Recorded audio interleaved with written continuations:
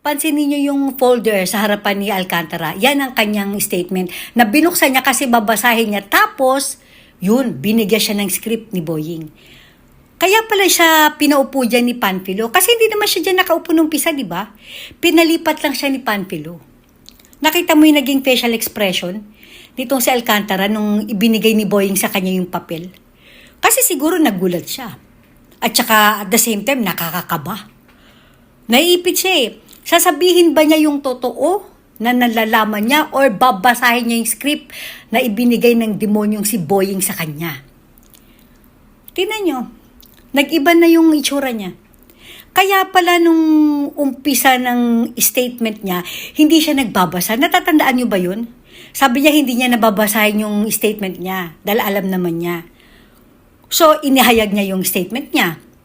Ang naging problema nito, sineban siya ni Panfilo na Alcantara, meron ka namang statement, basahin mo na.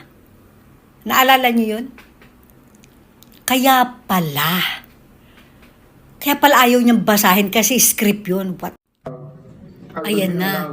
Ito na yung pinapaalam siya ni Boying sa chairman na dadalhin niya muna itong si Alcantara sa DOJ at ibabalik ng 2:00 para nga daw doon sa statement niya para maging parang ipo-formalize.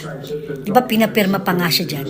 Ang problema, yung pinapirmahan sa kanya, hindi yung statement niya na nasa folder niya, kundi yung script na ibinigay sa kanya. Kaya pala ganyan na lang kung kabahan itong si Alcantara. Hindi kasi natin nakikita, di ba? Sa TV kasi, sa harap lang ang nakikita natin. Hindi natin alam na merong ganyang pangyayari pala sa likuran nito. Tingnan niyo si Alcantara, kaya pala takot na takot. Meron palang nangyayaring anomalya, may kababalaghan palang ginawa na naman itong demonyong si Boying na ito.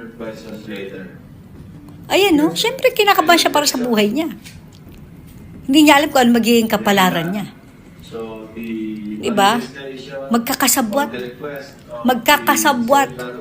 Alam ni Panfilo at saka ni Pepsi Paloma yan. Diba? Yan na, tatayo na.